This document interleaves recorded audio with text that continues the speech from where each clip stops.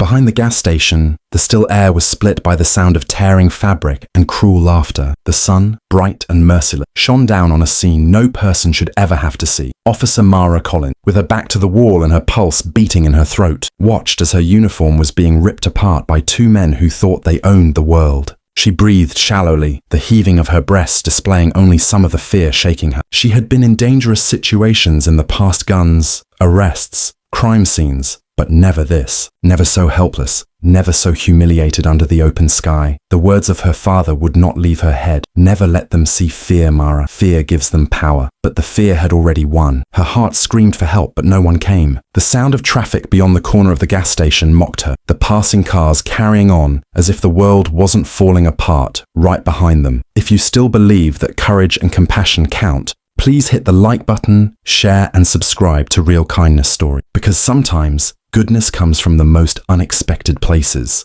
Mara's day had begun like any other. A quiet morning, a routine call about a suspicious vehicle parked near the edge of town. The gas station was solitary along that quiet stretch of highway. Nothing unusual, just faded red trim, clean asphalt, and row upon row of vending machines baking in the sun. But the car she came to check wasn't what it seemed. It was bait, a trap. 5 men had been watching her patrols for weeks, waiting for their chance. They weren't after her badge, they wanted revenge. A few months ago, Mara had arrested one of their crew, and now they wanted to make her pay. Their leader, Vince Harrow, had eyes like broken glass, cold, bitter, and empty. He was the first to grab her, sneering as if her uniform was some kind of joke. Then the others closed in, pinning her behind the station, out of range of any cameras or passers-by who might intervene. The air reeked of oil and gasoline, the heat of the concrete searing through her boots. Vince laughed, a cruel, hollow sound still ringing in her head. He had once been a mechanic who fixed bikes for a living, but a year in prison had twisted him into something darker. Now, he wanted everyone else to feel as powerless as he once had. Mara's mind was consumed by her daughter, little Ellie, 5 years old, waiting at her grandmother's house, drawing pictures of Mommy the hero. The thought nearly broke her. She wasn't supposed to cry. Police officers didn't cry, but the tears came anyway, hot and helpless. One man whipped out his cell phone and started taping, hands shaking with excitement. Another one laughed. The rest just stood and watched. It was broad daylight, but the world felt darker than it ever had before. Her badge caught the sunlight, one last glimmer of hope fading fast. Then from the highway came a sound. It was faint at first, a low rumble, like distant thunder that rolled across the asphalt. The laughter ceased. One of the men looked up. The sound grew louder, heavier, closer. Engines. 6 of them. The kind of sound that made your chest vibrate before your mind could name it. And then they appeared. 6 men who walked in formation from the highway, their motorcycles parked behind them, gleaming under the sun. Their black leather vests were emblazoned with some kind of insignia that made people everywhere step aside. The Hell's Angels. They weren't riding. They were walking, each step slow and calculated, their presence enough to make the air feel heavier. Up front, leading the march, was a man carved from stone and scar tissue, Reed Calloway. His salt and pepper beard shone in the filtered sunlight, his eyes cold, sharp. Tattooed arms moved with quiet control. Vince tried to laugh and his voice cracked. "You boys lost?" he called out, forcing a smirk.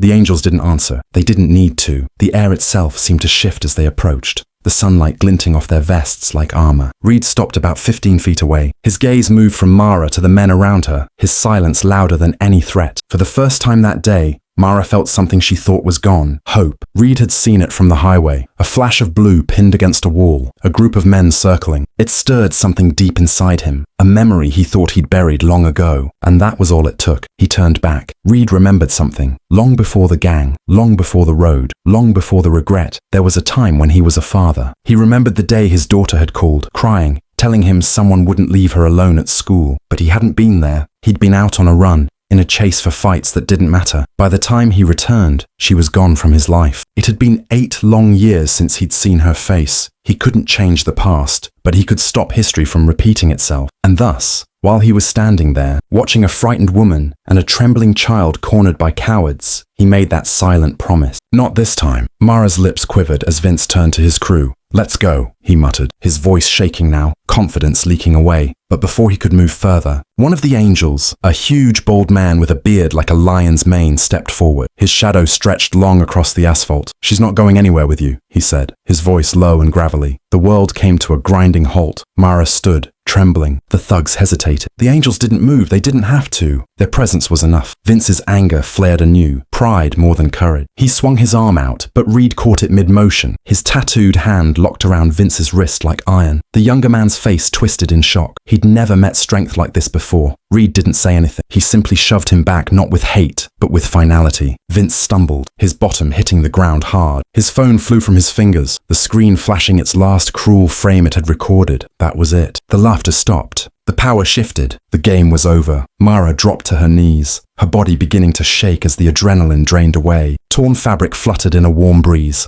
Reed hunched down beside her, his gravelly voice low and soothing. "Breathe," he said. "You're okay. Stand if you can." She looked up, her eyes full of tears. But not from fear this time, from relief, from being seen, from realizing help had finally come when she thought no one cared. Reed handed her the torn piece of her uniform, the cloth that once symbolized everything she was. She took it in with trembling hands. Behind them, the rest of the angels stood in silence, not posing, not talking, just standing as a wall between her and the world. For the first time that day, the sound of engines idling in the distance didn't sound like danger. It sounded like safety. Reed's gaze fell to her badge. He nodded once, just enough for her to understand. He didn't need thanks. He didn't want forgiveness for the past. Maybe, deep down, this moment was his way of making peace. A small act of redemption, whispered to the daughter he could no longer reach. As Mara stood, the sun hit her badge once more. It shined brighter that time, not a badge of duty, but a reflection of hope. She met Reed's eyes and nodded in return. No words, just understanding. One officer, one outlaw, their brakes coming in different directions, but for once on the same side. The angels turned back toward their motorcycles. One by one, the engines roared to life, filling the air with thunder. The ground vibrated under Mara's boots as they rode off toward the horizon, silhouettes fading into the open road, leaving behind only silence and sunlight. Mara just stood there, clutching the torn fabric to her chest as she stared after them. She did not know their names, nor did she know their stories. But she knew this. The line separating sinner from savior was not as thick as people thought. Sometimes, the people you're told to fear are the ones who show up when no one else does. If this story touched your heart and reminded you that courage and compassion can come from the most unexpected souls, please take a moment to like, comment, and share this video. Your support helps Real Kindness Stories continue shining light into dark places. Before you go, tell us in the comments, what does redemption mean to you? Because as Mara watched those bikes disappear into the bright sky, she finally understood something they never taught her in the academy. Kindness doesn't always wear a uniform, and salvation doesn't always come with sirens. Sometimes it comes riding in on two wheels wearing black leather, carrying ghosts of the past towards something better. And for the first time in a long time, Mara finally felt safe.